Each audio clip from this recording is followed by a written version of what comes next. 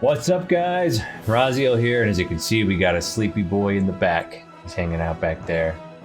Long, tired day of doing absolutely nothing. Better watch your mouth, sunshine.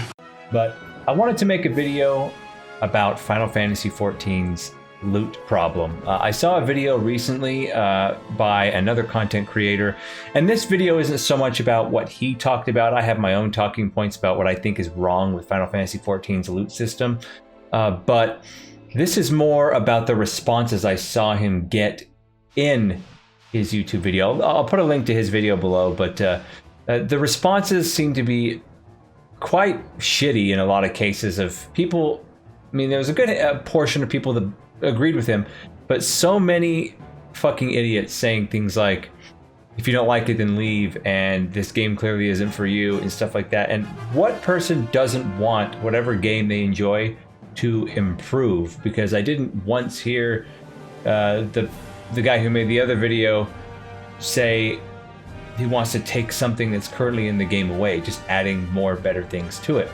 But anyway, that's what I wanted to address. So, you know, without more bullshit, let's just talk about it. I am Raziel.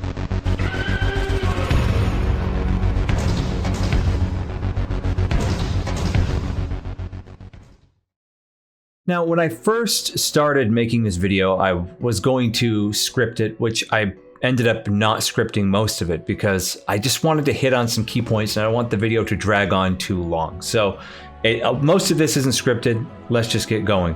Final Fantasy XIV, if you're not aware, kind of has an end game problem and a gear problem that a lot of people are noticing, especially with Shadowbringers. And again, I wanted to make this video after seeing a lot of the comments people had and explain why I think the gearing system is broken in Final Fantasy XIV. Now, I don't want to shit on anybody else. I mean, a lot of the people that, you know, gave him responses were idiots, and I'm sure a bunch of idiots will respond in mine too. And, you know, I don't give a shit. You know, if you don't like what I have to say, that's fine. But if you're not going to present an argument that's just don't play the game, then you can go right on ahead and go play hide and go fuck yourself. But anyway, guys, this is what I think. I don't think his viewpoint is wrong. I definitely think there's a gear problem, otherwise this video wouldn't exist. But there's a couple things he didn't address. And here's what I'm going to talk about. I mean, because I've been playing MMOs in the genre for a long time, which, by the way, an upcoming video I'm going to be talking about why MMOs are my favorite genre, what got me into them, but that's another video. Is that gear is a solution to the problem of ever increasing obstacles and difficulty in a game because it increases your power. It's one of the possible solutions to how do you continually progress as a character. Now, not all MMOs have solved this issue through gear alone, 100% through gear. In fact, back in the old days of 1.0 MMORPGs, that was kind of the last thing that solved the problem. It helped, but it wasn't the be-all end-all of the game. For example, in Asheron's Call, I'm going to use this because this was my first MMO I ever played back in 1999. Gear was a support for the structure of progression, but it wasn't the structure of progression. The structure of progression in Asheron's Call was your skills that you chose for your character and getting XP, grinding out mobs, you know, farming mobs and stuff to get stronger just in your base skills of the character. Gear in Asheron's Call was never a stat stick as it is in most modern MMOs today. In fact, gear in Asheron's Call served a couple purposes. One, how it made you stronger was it obviously bolstered your defenses, your resistances to things, your armor, you know, made you take less damage. But the big thing that it did was it provided another avenue for non-magic casting builds to be as effective as the magic casting. So for example, in Asheron's Call, if you cast, you know, if you were a battle mage, which is what I made back in that game, you still had armor and you buffed your armor, your defenses and everything.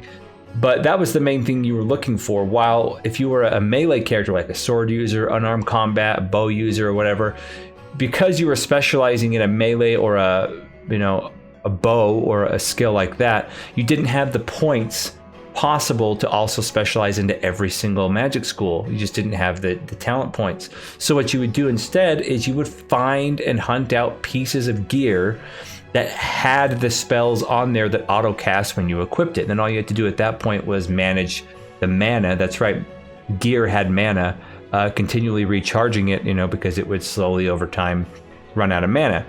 So, for example, if you were going into battle as a sword fighter going against a bunch of creatures that cast acid damaging attacks, you would have an acid armor set that was very strong against acid. You'd throw that bitch on and go in there and start killing them and looting and doing all that stuff. And I mean, mages weren't completely absolved of this, because later on, to continually combat, them adding stronger enemies to the game, they added very unique spells that weren't castable by any magic class that boosted your skills and your stats a little bit more with very specifically named magic spells that are on the gear alone. So gear did that, but item level didn't exist really. There wasn't epic or legendary loot like that. That's just how gear worked. Now today in modern MMORPGs, gear has been a stat stick for a long fucking time.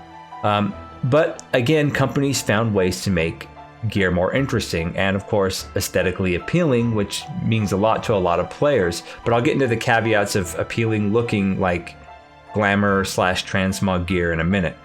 What Blizzard did, for example, in early WoW, and then they got rid of it because they're morons, but now they're bringing it back in Shadowlands, was gear sets that made gear more interesting, because not only would the gear sets look cool, but they had the potential to slightly or dramatically change your class's gameplay, or how you would deal with certain boss mechanics. These gear sets had really interesting things attached to them that started out pretty basic and got more interesting as the game got older. But again, stuff like that added dramatically to your character's customization. But now I'm going to get into why I think Final Fantasy is kind of failing with its gear progression. And it's because gear needs to serve one main purpose to be relevant and desirable. And it needs to enable you or help you or allow you to accomplish things and overcome obstacles in the game that the game gives you, not players, that the game gives you that otherwise would be very difficult or impossible to accomplish. And now the reason why I think Final Fantasy XIV fails in multiple regards at this are several things, but I'm going to give the big one first. Look, I have no problem with gear being viable from multiple avenues like Final Fantasy XIV does. Like there's crafting and savage and normal modes and 24 mans. I'm completely fine. In fact, I think it's great that it's not just from one source. But like a lot of people right now, especially in his video, were giving him shit about crafted gear being as good as it is. And I agree that crafted gear is a little too good, but that's still not the core problem. The problem with crafted gear, in my opinion, is that it's the easiest way to get the best gear. It's so easy, just go and just buy it. And most people who play Final Fantasy XIV for any amount of time have plenty of gil, and it's not that big of a deal to just go out and buy best in slot right at the beginning. But again, we're still not hitting the biggest problem. Because outside of crafted gear, the best gear in the game is savage gear, right? The savage mode content is the best in most cases. Again, not every savage piece is best in slot. You're going to get best in slot through upgrading your tome gear, mixed in with savage gear, mixed in with, the exchanged crafted gear. But the main problem is that the best gear in the game for Final Fantasy XIV serves no purpose other than ultimate raids, which the ultimate raids then in turn only provide a singular reward for glamour, i.e. transmog if you don't play 14 but play WoW. And I'm going to add to that in just a second. Final Fantasy XIV's gear problem doesn't reveal a problem with the gear or the gear's stats or its item level itself, as much as it shows a problem with the game's actual content. There is no content outside of, again, the single glam reward ultimate raid, which, by the way, there are only 2 of those per expansion. There's no content in Final Fantasy XIV that necessitates that gear. That's the core of the issue here. The need for the best gear in the game right now in Final Fantasy XIV, outside of Ultimate Raids, is player-created dick measuring contests, i.e. parse groups, posting logs. Shit that is more meaningless than the fact that video games are meaningless. Because on that note, fucking life is meaningless if you really think about it. That's really fucked up. But anyway, this parsing group, dick measuring contest may appeal to some people, and I'm not ripping on those people, that's fine. But for the vast majority of players, they couldn't give less of a shit about it. The game itself, not the players, the game itself needs to offer reasons and to even want to get the best of the best, okay? I mean, glam rewards are great, but in my opinion, it fails because pure 100% glamour rewards need to have, they don't work. Gear needs to have power attached to it to remain chase-worthy for the vast majority of people who play this type of RPG game. Not always, but sometimes. Examples. If you think back to original, like vanilla World of Warcraft, Burning Crusade, Wrath of the Lich King, even quite a bit into Cataclysm, but I'm going to use vanilla WoW as an example. Molten Core and the old tier gear that was really hard to get, or like the Shadow Armor or the Nexus Armor in Assurance Call, meant something not just because it had a lot of power attached to it and it was hard to get, but because it looked cool too. You need both. Super powerful gear that makes your character a god, but it's really easy to get and everyone has it and it isn't rare. It has very little value. Super rare gear that looks cool but provides absolute no character benefit outside of what it looks like, I mean, is a better thing to have than free powerful gear, but it still falls in my opinion, again, my opinion, in the avenue of the juice isn't worth the squeeze. How much difficulty you have to go through to get it just for a title or a flashy thing that actually does nothing, isn't the greatest reward system in a video game. And much like how the ultimate weapons you get, the glamour you get from beating ultimate raids actually do nothing for your character in terms of power or in terms of what you can accomplish, like what you can then take that gear into next, is the same as Savage Gear, which actually does have power and stats, and here's why. Now, again, I'm going to use WoW as an example because a lot of people are familiar with it. Just like in Final Fantasy XIV, there are a lot of avenues to achieve good gear in World of Warcraft. Ranked PvP, Mythic Plus, normal, heroic, and Mythic raids, and no matter where you get your gear, out of all those options, all the gear you get can help you in any of the other options.